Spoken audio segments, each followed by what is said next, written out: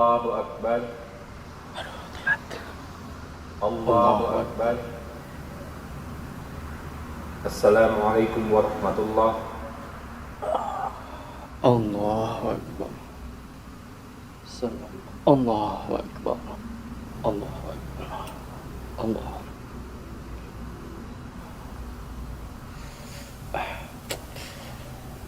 Allahu Akbar. Assalamualaikum warahmatullahi. Assalamualaikum. Kurang satu, kurang dua. Aduh.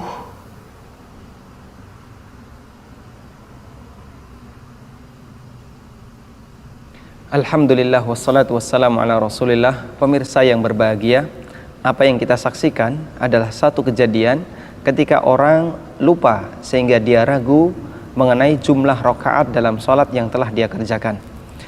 Ketika kita mengalami semacam ini, ada beberapa hal yang perlu kita perhatikan.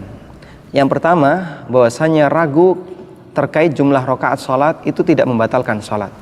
Sehingga ketika kita mengalami keraguan, silahkan Anda memilih mana yang lebih mendekati kebenaran, atau jika kita lupa sama sekali dan tidak bisa memilih, maka kita memilih yang lebih sedikit. Misalnya kita mengerjakan sholat duhur, kita ragu apakah sudah 4 rakaat ataukah baru 3 rakaat, maka kita memilih yang lebih sedikit 3 rakaat, sehingga nanti kita tambahkan 1 rakaat lagi. Kemudian yang kedua, Rasulullah SAW mengajarkan kita untuk melakukan sujud sahwi ketika kita mengalami keraguan dalam sholat mengenai jumlah rakaatnya. Dan beliau memberikan rincian. Yang pertama, apabila kita bisa memiliki kecenderungan kepada salah satu yang kita yakini itu lebih benar. Misalnya kita ragu apakah ini baru 2 rakaat ataukah sudah 3 rakaat.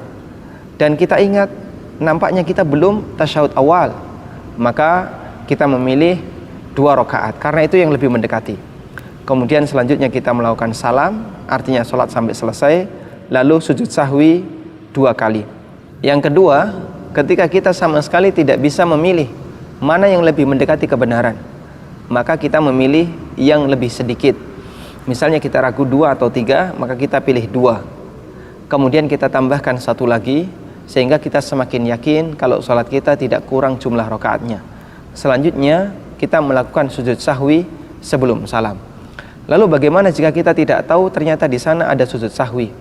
Jika kita tidak tahu, kemudian kita diberitahu oleh seseorang, begitu selesai sholat kita dikasih tahu Bapak ragu dan Bapak lakukan sujud sahwi, maka silahkan Anda lakukan sujud sahwi meskipun sholat sudah selesai. Sujud sahwi. Allahu Akbar. Allahu Akbar. Allahu Akbar. Allahu Akbar. Assalamualaikum warahmatullahi wabarakatuh. Assalamualaikum. Allahu Akbar.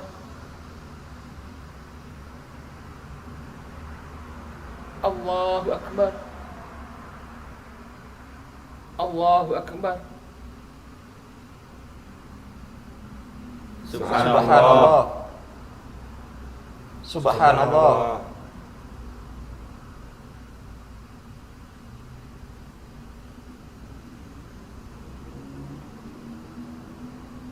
Allahu Akbar.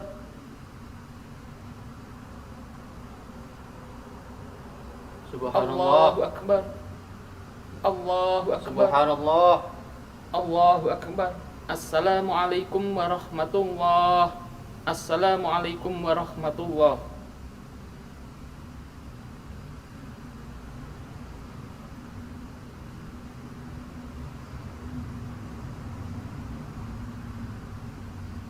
Alhamdulillah wassalatu wassalamu ala rasulillah. Pemirsa yang berbahagia, adegan yang baru saja kita saksikan adalah salah satu di antara contoh bagaimana ketika orang tidak faham tentang sujud sahwi dalam sholat berjamaah. Apa yang dilakukan oleh imam dan apa yang dilakukan oleh beberapa makmum sudah benar. Ketika imam sujud sahwi, makmum yang lain ikut sujud sahwi. Namun ada satu makmum yang dia tidak faham kalau itu sujud sahwi. Sehingga ketika imam melakukan sujud sahwi, makmum menyangka bahwasanya ini kesalahan, sehingga dia ingatkan dengan mengucapkan subhanallah.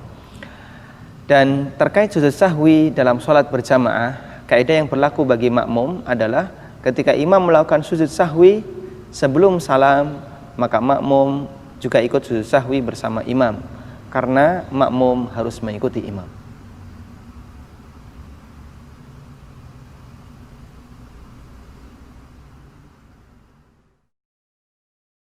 Allahu Akbar.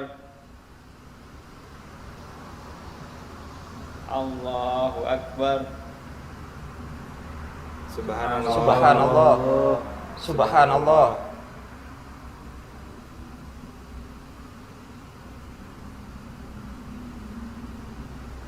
Alhamdulillah wassalatu wassalamu ala Rasulillah. Pemirsa yang berbahagia, apa yang kita saksikan adalah salah satu di antara contoh kejadian terjadinya perbedaan pendapat antara imam dengan makmum.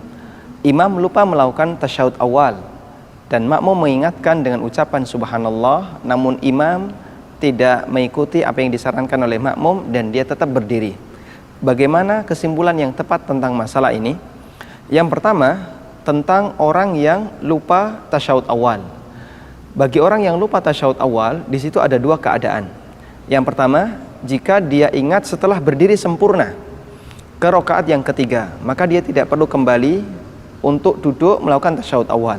Dia lanjutkan sholatnya sampai selesai. Selanjutnya dia melakukan sujud sahwi sebelum salam.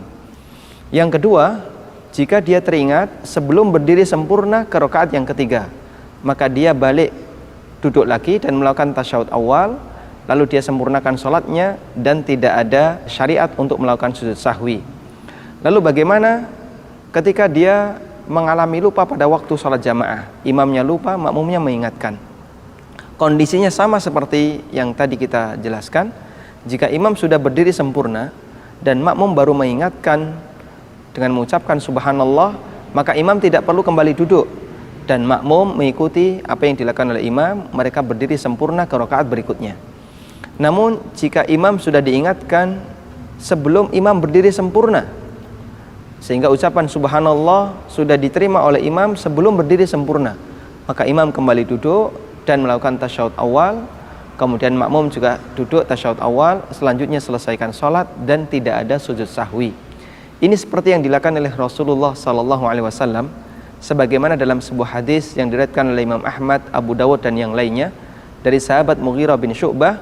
Nabi SAW pernah kelupaan melakukan atau ketika sholat beliau tidak tasyahud awal, lalu beliau berdiri. Para sahabat mengucapkan subhanallah dan beliau perintahkan kepada para sahabat untuk ikut berdiri. Kemudian beliau lakukan sholat sampai selesai. Setelah itu beliau melakukan sujud sahwi sebelum salam dan diikuti oleh para makmumnya, oleh para sahabat. Karena itu ketika terjadi seperti ini, maka makmum ikut berdiri bersama imam, kemudian sholat diselesaikan dan sujud sahwi sebelum salam. Semoga bermanfaat.